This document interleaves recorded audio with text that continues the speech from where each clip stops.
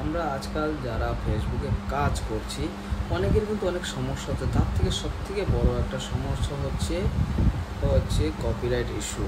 তা অনেকে আমরা এটাকে বুঝতে পারি না, সঠিকভাবে জানতে পারি না, কিন্তু এমন কিছু সেটিং আছে যেটার মাধ্যমে আমরা যদি অন করে রাখি কপিরাইট ইস্যুটা আমরা অটোমেটিকই সলভ করব। বন্ধুরা, চলে এলাম আমাদের স্ক্রিন রেকর্ডিং মাধ্যমে তোমাদের দেখাচ্ছি। প্রথমে চলে এলাম আমরা ফেসবুকে।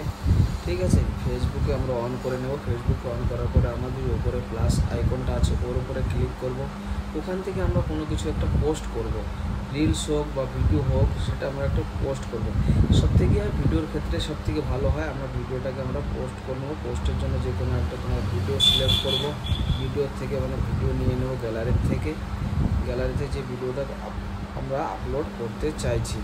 নেওয়ার পরে প্রথমে আমরা দেবো হচ্ছে ভিডিওর টাইটেল বলতে যে সম্পর্কে আমরা ভিডিওটা বানাচ্ছি সেই সম্পর্কে ভিডিওর টাইটেলটা দেবো। তারপরে দেবো এখানে হ্যাশট্যাগটা কিন্তু তোমরা যে হ্যাশট্যাগুলো ব্যবহার করবে, ফটো হলে ফটোর ক্ষেত্রে দেবে, ভিডিও হলে কিন্তু ভিডিওর ক্ষেত্রে হ্যাশট্যাগুলো দেবে। হ্যাশট্যাগ কিন্তু খুব জরুরি। তো দেখো বন্ধুরা, আমার হ্যাশট্যাগ দেওয়া হয়ে গেছে, ভিডিওর টাইটেল দেওয়া হয়ে গেছে। এবার আমরা কি করব, নেক্সট বাটনটা আছে ওখানে, নেক্সট বাটনটার উপরে ক্লিক করব। এবার দেখো যেটা হচ্ছে টাইটেলই যেন সেম টু সেম হয় বন্ধুরা, আলাদা যেন না হয়। টাইটেল আর নিচে যে আমরা ভিডিও আপলোড করার সময় যে টাইটেলটা দিয়েছে সেম টু সেম হবে। এইবার দেখবে আমরা স্ক্রল করতে নিচে যাব। নিচে যাওয়ার সময় একটা অপশান আসবে অ্যাড টু প্লেলিস্ট হচ্ছে যেটা আমরা অরিজিনাল কন্টেন্ট ডালি বা ভিডিও ডালি, সেটা হচ্ছে যে ওনারের নাম, মানে যে প্রোফাইলে যে ভিডিওটা যাচ্ছে সেই ওনারের নাম। তাহলে এখানে লিখতে হবে। যদি বন্ধুরা যদি না থাকে, তোমার আগে থাক থেকে অ্যাড টু লিস্ট, প্রথমে তীর চিহ্নটা ক্লিক করবে।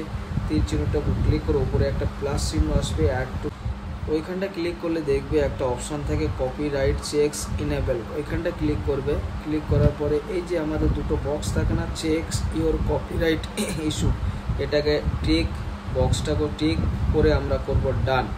ঠিক আছে, ডান করে আসলে এরপরে চেক কপিরাইট চেক এই অপশানটাকে আমরা অন করে দেব। অন করে দিয়ে এবার শেয়ার পোস্ট করে দেব। শেয়ার পোস্ট এবার গেল, ভিডিওটা পোস্ট হয়ে যাবে। কিছুটা সময় টাইম নেবে অটোমেটিক সিস্টেমে চেক করার জন্য যেটা কপিরাইট ইস্যু আছে কি না। যদি না থেকে থাকে তাহলে ভিডিওটা পোস্ট হয়ে যাবে। নো চেক ইস্যু এর কপিরাইট এটা দেখিয়ে দেবে। আর যদি কপিরাইট থাকে ড্যাশবোর্ডের ওখানে যে কপিরাইটটা দেখি ওখানে মতো দেখিয়ে দেবে। তা বন্ধুরা, ভিডিওটা কেমন লাগলো সবাই একটু জানিও, আর ভালো লাগবে